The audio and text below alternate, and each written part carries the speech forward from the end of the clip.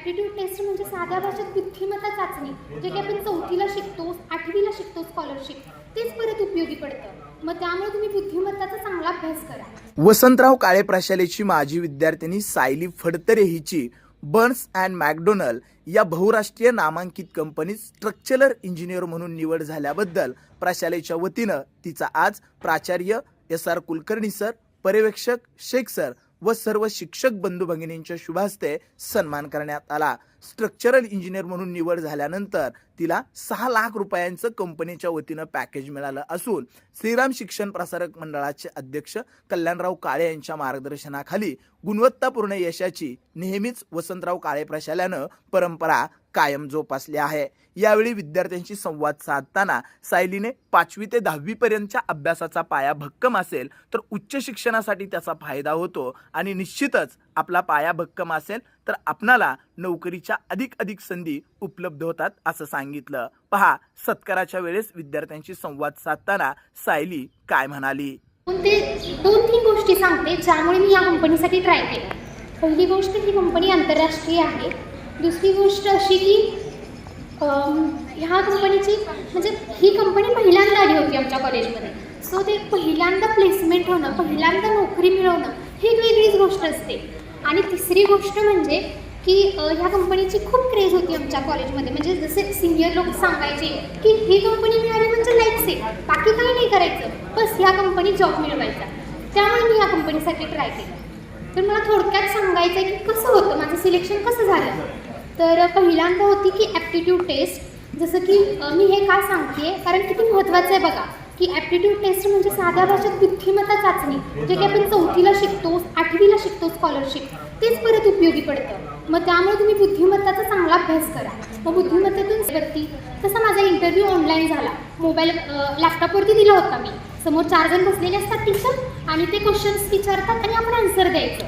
मग एक तास चालला इंटरव्ह्यू कंप्लीट. मग 1 तासामध्ये पाऊण तास असतो तो पुस्तकातले क्वेश्चन्स विचारतात. मग राहिलेले 15 मिनटं काय विचारतात तर राहिलेले 15 मिनटात HR क्वेश्चन विचारतात. मग HR क्वेश्चन म्हणजे काय तर HR क्वेश्चन म्हणजे क्वेश्चन की तुमची ओळख करून द्या, की तुम्ही कोणत्या गावातून आलात, तुम्ही कुठे शिकला, 10वीमध्ये 12वीमध्ये शिक्षण काय झालं, तुमचे मार्क्स किती होते, हे सगळं विचारतात. मग नंतर विचारतात दुसरी क्वेश्चन मला विचारायला क्वेश्चन की तुझं गाव पिराची, मग तू पिराची कोरोलीमधून आता मुंबईला येणार, तुझं शिफ्टिंग बेंगलोरला होऊ शकतं किंवा इव्हन अमेरिकेत पण होऊ शकतं. तर तू कसं करशील ॲडजस्ट, तू एवढ्या लांब ठिकाणी एवढ्या छोट्या गावातून आलेलीस, तुला प्रॉब्लेम्स नाही येणार. मग त्यावेळी आपली आन्सर देण्याची क्षमता तेवढी पाहिजे. तर मी त्यांना बोलले की सर जेव्हा मी पिराची कोरोलीमधून जेव्हा गव्हर्नमेंट कॉलेजमध्ये आले होते कराडमध्ये, तेव्हा पण या सगळ्या डिफिकल्टीज मी फेस केल्या आणि आज इथंपर्यंत आले. सो मला हा कॉन्फिडन्स आहे की मी तिथंही चांगलं माझं काम करेन. अँड तुम्हाला सगळ्यांना माहिती आहे if there is a will there is a way. So जेव्हा आपली इच्छा असते तेव्हा रस्ता तरी सापडतोच ना आपल्याला. सो आणि अजून एक तुम्हाला सांगायचं मला छोटासा किस्सा की बघा गोष्टी कशा आणि कुठे उपयोगी पडतात. माझं इंजिनिअरिंग 4 वर्षाचं असतं सगळ्यांना माहिती आहे. तर माझं सेकंड इयरमध्ये असताना मला उन्हाळ्याची सुट्टी लागली होती. सेमिस्टर झाली होती, निवांत 1 महिना सुट्टी होती उन्हाळ्याची. मग मामांचा एकदा कॉल आला की काय करतेस. मी म्हटलं काही नाही की सुट्टी आहे सध्या, निवांत बसली आहे. तर मामा बोलले माझा एक मित्र आहे, त्याचं काम सुरू आहे, 6 मजली इमारत आहे, तुला बघ म्हणजे तुला जर खरंच शिकायचं असेल तर ये आणि बघ काय काम सुरू आहे आणि तुला जास्त माहिती मिळेल त्याची. मी सिव्हिल इंजिनियर असल्यामुळे ते बिल्डिंग वगैरे असंच थोडंफार बिलिंगचं काम वगैरे असतं आम्हाला. तर मी ठीक आहे म्हटलं 1 महिन्यात असं बसण्यापेक्षा जाऊन येऊयात आपण. तर मी गेले साईटवरती. तर साईटवरती काय काम असायचं की स्लॅब पडलेलं असायचं, मग त्याचे स्टील मोजायचे, ते बरोबर आहेत का नाहीत बघायचं, चेक करायचं. उन्हाळ्याचे दिवस होते, खूप ऊन होतं. मग मी तसंच जायचे. मी सकाळी 9ला जायचे, 5ला यायचे.